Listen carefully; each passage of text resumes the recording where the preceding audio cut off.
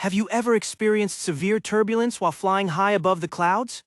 The sudden drop in altitude, the flickering overhead lights, and the silent panic in the cabin can make anyone's heart race.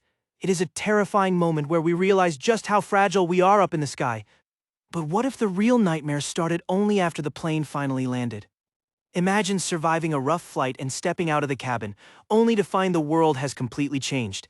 Imagine a stranger approaching you to calmly explain that you have been missing for nearly 4 decades.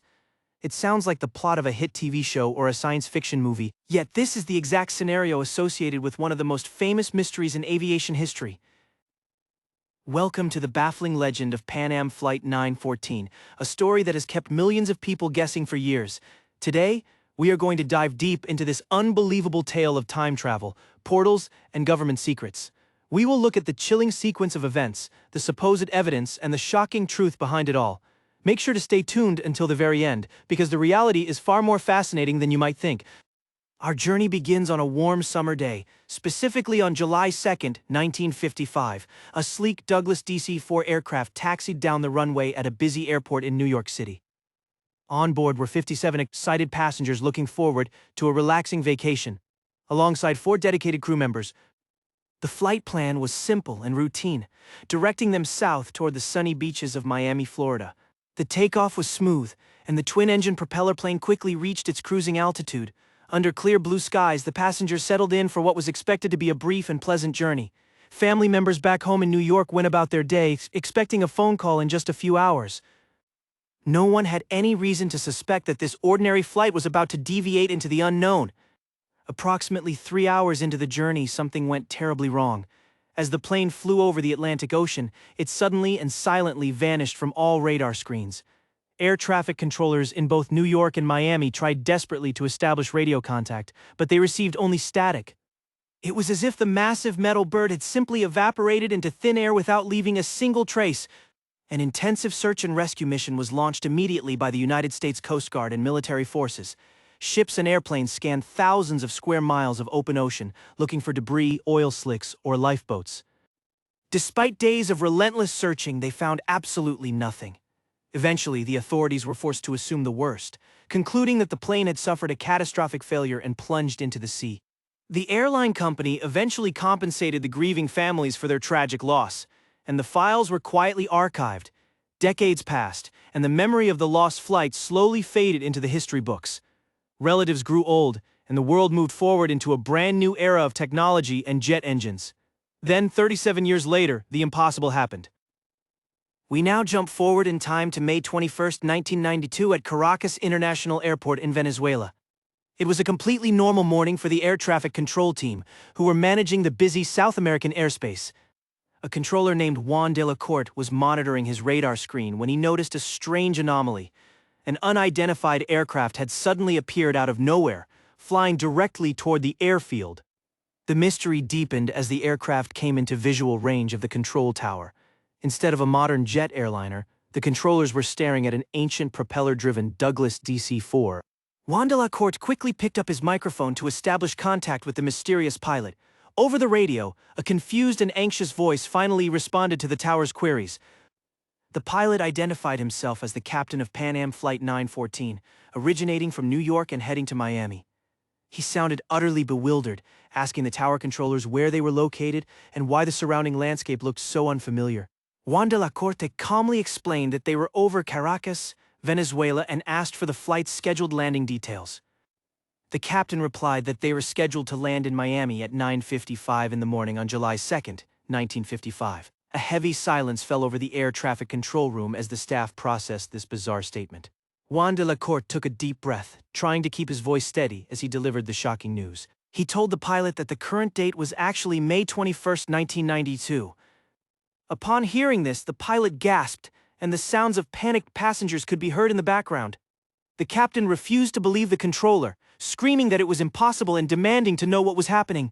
Despite the extreme confusion, Juan cleared the vintage plane for an emergency landing on one of the empty runways. The ancient aircraft touched down smoothly, its tires screeching against the modern asphalt. Ground security teams immediately rushed toward the parked plane to assist the passengers and secure the area. However, as the airport workers approached, the pilot began to panic even more. He opened the cockpit window and waved a clipboard frantically, shouting at the guards to stay away.